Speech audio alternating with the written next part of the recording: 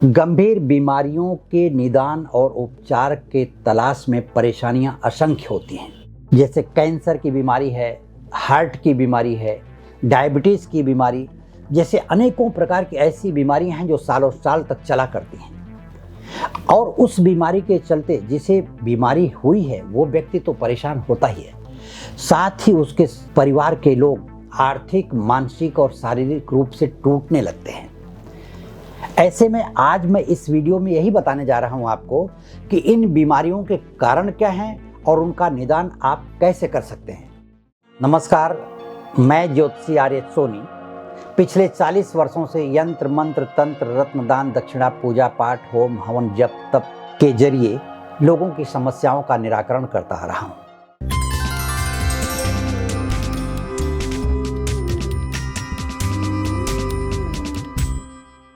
बीमारियों से बचने के लिए उपायों को जानने से पहले सबसे पहले हम ये जानते हैं कि ये बीमारियों का कारण कौन कौन से ग्रह हो सकते हैं। ज्योतिष शास्त्र का मूल उद्देश्य यही है कि कैसे हम ग्रहों से प्राप्त निर्देश से हम एक अच्छी सेहत का वरदान प्राप्त कर सकते हैं। यही तो बताता है ज्योतिष शास्त्र कि कौन सा ग्रह कहाँ बैठ करके आपकी जन्म कुंडली में किस रोग को पैदा कर सकता है। ये भविष्य में भी जाना जा सकता है और रोग हो चुका है तो भी ये जाना जा सकता है। जैसे शनि मंगल की युति 12वें भाव में हो, शनि राहु की युति 12वें भाव में हो, तो 12वें भाव में बैठ करके वो कैंसर होने की तरफ वो इंगित करता है। गुरु लग्न का मालिक होकर केतु के साथ 6वें घर में बैठ जाए तो मधुमेह यानी डायबिटीज जैसी बीमारियों का वो कारक होता है। लग्न का मालिक या हृदय का मालिक, आपकी जन्म कुंडली में जो हृदय का मालिक ग्रह है वह पाप ग्रहों के बीच फंस गया हो, राहु के साथ फंस गया हो, शनि के साथ बैठा हो या क्रूर ग्रहों की दृष्टि पड़ रही हो, तो ऐसे में व्यक्ति को हृदय रोग होना स्वाभाविक है, ऐसा शास्त्र कहता है। जिस प्रकार से राशियों का संबंध व्यक्ति के शरीर से होता है, क्योंकि प्रत्येक व्यक्ति की अलग अलग राशि होती है, उसी तरह से ग्रहों का भी संबंध व्यक्ति के शरीर से होता है। प्रत्येक ग्रह अपने अपने मूल रूप से जब वो अपने मूल स्वभाव में आते हैं, तो यदि जन्म कुंडली के अच्छे भाव में बैठे हुए हैं, अच्छे ग्रह के साथ बैठे हैं, तब तो वो आपको अच्छा दिखाएंगे रास्ता, शरीर स्वस्थ रखेंगे। वही ग्रह, अच्छे ग्रह भी किसी पाप ग्रह के साथ बैठ जाते हैं तो पाप ग्रह अपना प्रभाव दिखाता है, तो शरीर के अंदर तरह तरह की बीमारियां पैदा करते हैं। जैसे सूर्य अगर कमजोर हो गया तो वह हृदय की बीमारी पैदा करता है। सूर्य 12 में बैठ गया तो आंखों की रोशनी कमजोर कर देता है, आंखों की भी बीमारी पैदा करता है। वहीं चंद्रमा को लिया जाए तो चंद्रमा मन का कारक होता है। चंद्रमा मन का कारक होने से व्यक्ति के मन को मार देता है। अगर कमजोर हो तो चंद्रमा नीच का हो तो आदमी का स्वभाव चिड़चिड़ापन वाला हो जाता है, तो हमेशा गुस्से में रहता है, जिसका उसके शरीर पर असर पड़ता रहता है और वो ध्यान नहीं दे पाता किस कारण उसके शरीर में बीमारी पैदा होती है। तो चंद्रमा मन को कमजोर करता है। मन से संबंधित बीमारियां या मस्तिष्क की संबंधित बीमारियां जैसे पागलपन का भी शिकार बनाता है। पागलपन पर भी हमने एक वीडियो बनाया है जिसको आई बटन पर क्लिक करके आप देख सकते हैं। तो जैसे पूर्णिमा के दिन चंद्रमा पृथ्वी के बहुत नजदीक होता है तो व्यक्ति की जिंदगी में पागलपन के असर ज्यादा दिखाई देते हैं, ओवर कॉन्फिडेंस उसके अंदर आ जाता है। अब बुध कमजोर हो तो उसे मानसिक बीमारी पैदा होती है, उसकी बुद्धि कमजोर हो जाती है।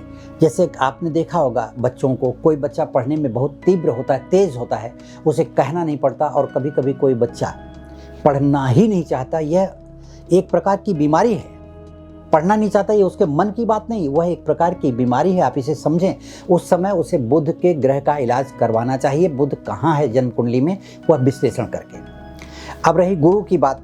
गुरु मधुमेह मतलब डायबिटीज जैसे बीमारियों को भी पैदा करता है, मानसिक बीमारी भी पैदा करता है। गुरु केतु के साथ बैठ जाता है तो कैंसर जैसी बीमारियों को पैदा करता है। शनि के साथ बैठकर भी कैंसर जैसी बीमारियों को देता है। लेकिन वह किस भाव में बैठा हुआ है, कहाँ बैठा हुआ है, उस समय अंग के उस भाव में वह बीमारी पैदा होती है जहाँ ग्रह के साथ बैठा हुआ है। इसके बाद आता है शुक्र।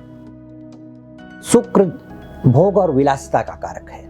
आदमी जो है वह विपरीत लिंगी के असर में पड़ जाता है और वह एक पागलपन सवार हो जाता है, उसके अंदर एक जैसे नशा करने का और अच्छे किस्म का नशा करने का शौक पैदा होता है। यह एक प्रकार की बीमारी है। नशा करना भी एक प्रकार की अपने आप में बीमारी है, जिसको हम ठीक करने की कोशिश करते हैं और ठीक नहीं होता, लेकिन उसके ग्रहों का इलाज करके उसे रास्ते तक पहुंचाया जा सकता है, उसे ठीक किया जा सकता है। शुक्र में एक और खास बात है, वो जननेंद्रिय लिंग से संबंधित बीमारी पैदा करता है।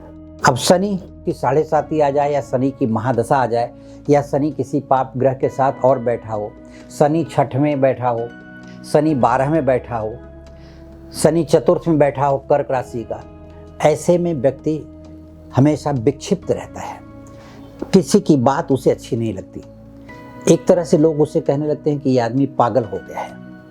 एक प्रकार की अंदर अंदर उसके बीमारी पनपने लगती है और वो ये सोचने लगता है कि हमें कोई पसंद नहीं करता, जबकि यह उसकी खुद की मानसिक बीमारी है। इस कारण से उसके अंदर एक भय पैदा हो जाता है और बीमार सा रहने लगता है। उसे कारोबार में मन नहीं लगता, कहीं भी जाने की इच्छा नहीं होती, काम पर जाने की इच्छा नहीं होती, अपने पत्नी परिवार या किसी परिवार के किसी भी सदस्य से, अगर वो स्त्री है तो भी, पुरुष है तो भी, किसी सदस्य से बात करने की इच्छा नहीं होती। उसे अकेलापन अच्छा लगता है।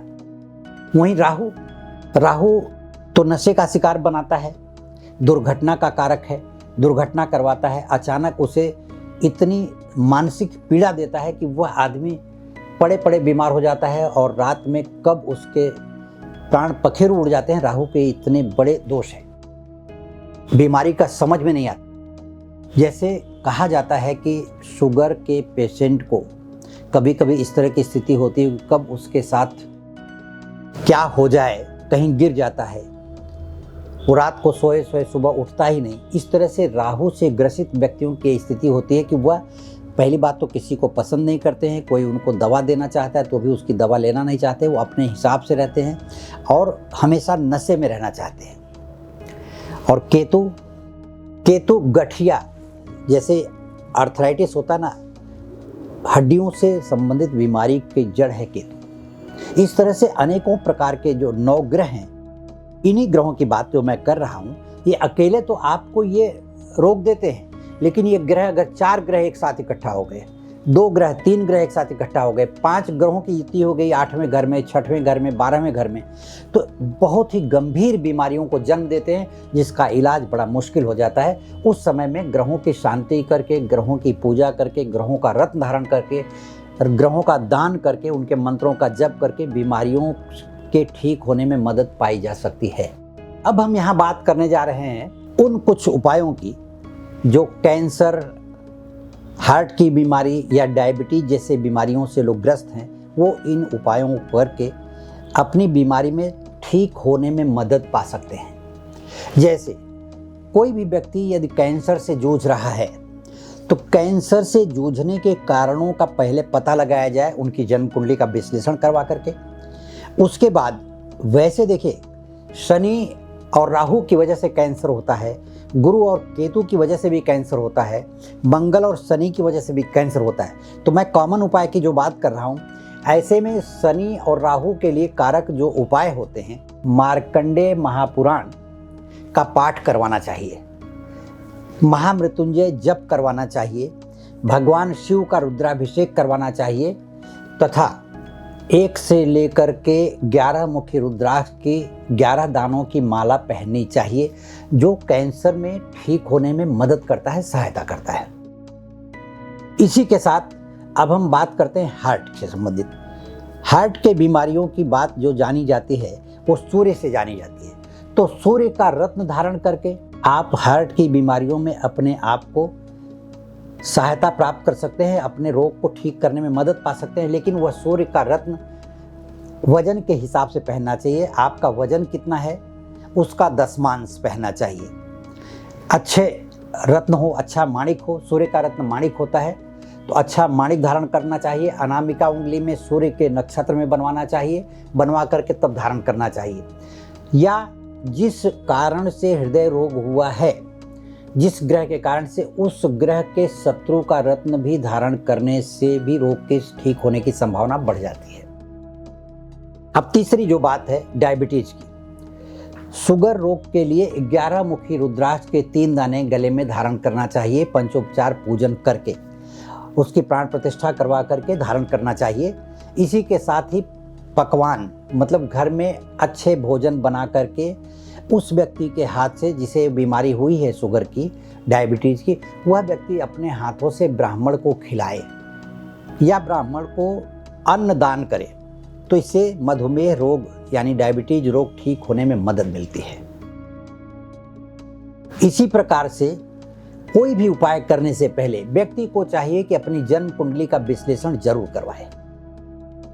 जन्म कुंडली का विश्लेषण करवाने के लिए मुझसे व्यक्तिगत रूप से संपर्क करने के लिए, किसी प्रकार का मार्गदर्शन पाने के लिए आप मेरे वीडियो के नीचे दिए गए लिंक पर क्लिक करें। इस वीडियो को लाइक करें, सब्सक्राइब करें, शेयर करें तथा अपने किसी भी परेशानी को आप कमेंट बॉक्स में लिख करके भेजें, ताकि मैं उस विषय पर वीडियो बना करके आपको भेज सकूं, आपकी परेशानी दूर करने में मैं मदद कर सकूं। नमस्कार, धन्यवाद।